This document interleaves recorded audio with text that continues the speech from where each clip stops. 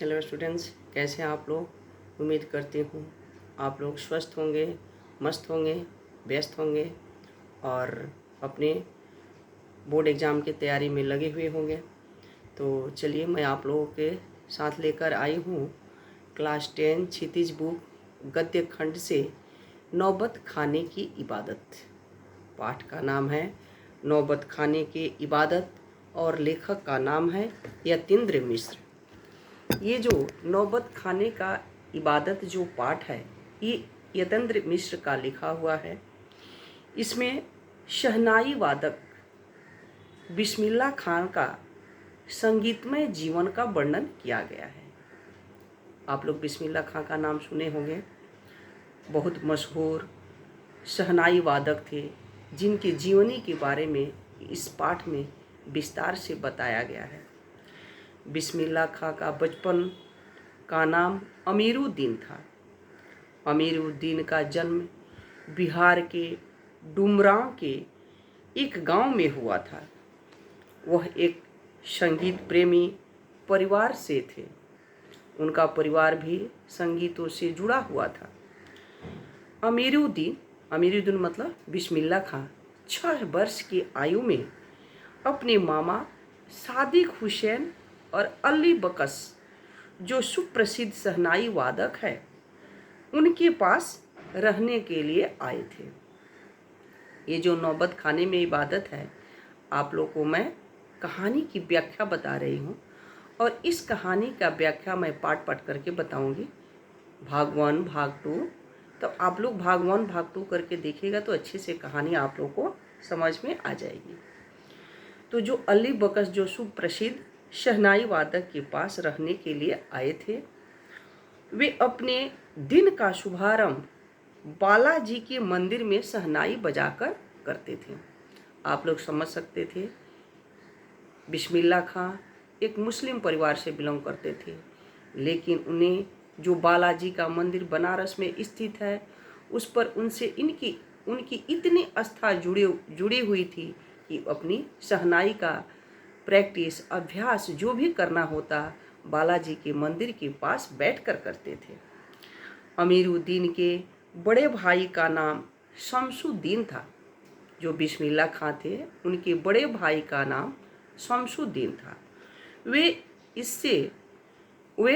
9 वर्ष की थी, इनसे 3 साल बड़े थे। अपने जन्म के 5 वर्ष के बाद खान साहब अपनी ननिहाल काशी में आ गए। कौन खान साहब? बिस्मिल्लाह खां।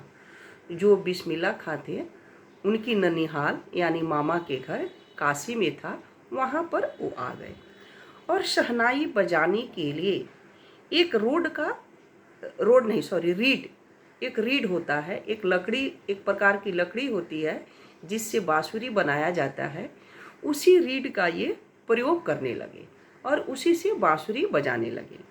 जो अंदर से जो रीड की लकड़ी होती है ना, आप लोग देखे होंगे अक्सर मेला वगैरह में जो बांसुरी मिलता है वही रीड की लकड़ी होती है और उसी से वो बांसुरी बनाया जाता है, जो अंदर से बिल्कुल ही खोखली होती है। इसीलिए उसमें से बांसुरी की आवाज़ होती है, इतनी मधुर ध्वनि निकलती है। रीड का एक और नाम है जिसे नरकट बोला जाता है।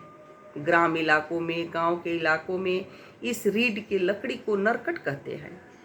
नरकट नाम की यह घास विशेष करके रेगिस्तानी जगह में पाया जाता है। जो रेतीली जगह होते हैं, जो बालू वाले जगह होते हैं, वहाँ पर पाए जाते हैं। बिस्मिल्लाह खां डुमरांव में ये जो रीड की लकड़ी होती है ये सोन नदी के किनारे, आपको मैं पहले ही बता दी कि जो भी रेतीले जगह होते हैं वहाँ पर ये पाया जाता है।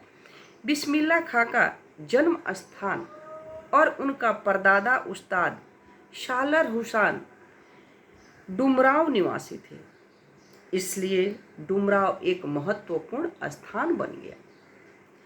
14 वर्ष की आयु में जब बिस्मिल्लाह खां आए तो वहाँ उनके रसूलन बाई और बतूलन बाई 2 गायिकाएं मिले। कहाँ पर मिले? काशी में मिले, जहाँ पर बिस्मिल्लाह खां जी बैठकर अपनी शहनाई का अभ्यास करते थे। वहीं पर उनको 2 औरतें से मुलाकात हुई, जिसका एक का नाम था रसूलन बाई और दूसरा का नाम था बतूलन बाई। इनसे मिलकर अमीरुद्दीन में संगीत के प्रति आसक्ति हो गई, मतलब ज़्यादा लगाव हो गया। बालाजी के पुराने मंदिर में उन्हें प्रतिदिन संगीत अभ्यास के लिए जाना पड़ता था। वैदिक इतिहास में शहनाई का कोई उल्लेख नहीं मिलता है। जो वैदिक इतिहास है उसमें शहनाई का कोई विवरण नहीं है, कोई व्याख्या नहीं है, कोई उल्लेख नहीं है। इसे संगीत शास्त्र में सुशीर वाद्य कहा जाता है। आप लोग सुने हैं कई प्रकार के कार्यक्रम होते हैं, सांस्कृतिक होते हैं, प्रतियोगिता का ये होता है, जिसमें जितने भी होते हैं तो इनके जो वाद्य प्रतियोगिता होती है उसका नाम होता है सुशीर वाद्य। अरब देश से फूंक कर बजाए जाने वाली जो रीड की लकड़ी होती है, वो अरब के देशवासियों जो रीड की लकड़ी होती है उसको नय कहते हैं। कुछ लोग, अब आप लोग समझ लीजिए, एक जो बांसुरी बजाने वाली लकड़ी है, बहुत बच्चे ऐसे भी होंगे जिसका नाम ही नहीं जानते होंगे। जो अंदर से खोखली होती है उसे रीड भी कहा जाता है, कुछ लोग नरकट भी कहते हैं, और जो अरब देश के लोग होते हैं उसे नय कहते हैं। शहनाई को शाहनेय अर्थात सुशीर वाद्यों में शाह की उपाधि दी गई है। दक्षिण भारत के मंगल वाद्य नागस्वरम की तरह शहनाई प्रभाती की मंगल ध्वनि का संपूरक है। बिस्मिल्लाह खां 80 वर्ष तक भगवान से सच्चे सुर की नेमत मांगते रहे और मांगते थे। प्रभाती की मंगल ध्वनि की स्फुरक खां साहब जो प्रभाती गाते थे उस समय यही सोचते थे कि 7 स्वरों को बरतने की तमीज़ उन्हें सलीके से कब तक आएगी। जब तक नहीं आएगी तब तक बालाजी के मंदिर पर वह हमेशा वहीं बैठकर अपनी शहनाई का अभ्यास करते रहेंगे। बिस्मिल्लाह खां और शहनाई का संबंध मुहर्रम के साथ बहुत गहराई से जुड़ा हुआ था। उनके खानदान का कोई भी व्यक्ति मुहर्रम के दिनों में शहनाई नहीं बजाता था। आप लोगों को भी पता है कि मुहर्रम दुख का प्रतीक है। बहुत लोग अपनी शोक, अपनी वेदना प्रकट करने के लिए मुहर्रम मनाते हैं।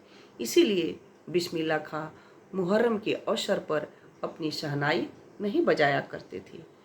8वें दिन खां साहब बड़े होकर बड़े लोगों के साथ अच्छे से बैठकर बहुत देर तक 8वें दिन तक नम्र निवेदन में अपनी मधुर ध्वनि में शहनाई को बजाया करते थे। तो ये जो हमारा चैप्टर है नौबत खाने में इबादत, कवि का नाम यतीन्द्र मिश्र। तो इस कहानी की व्याख्या आप लोगों की कैसी लगी, आप लोग कमेंट कीजिएगा, लाइक कीजिएगा, शेयर कीजिएगा। और आगे आप लोगों को इस पार्ट से क्या चाहिए, MCQ चाहिए या 1 वर्ड क्वेश्चन आंसर चाहिए या शॉर्ट क्वेश्चन आंसर चाहिए या दीर्घ क्वेश्चन आंसर चाहिए, इसके लिए आप लोग कमेंट बॉक्स में ज़रूर कमेंट कर सकते हैं। तब तक के लिए अलविदा।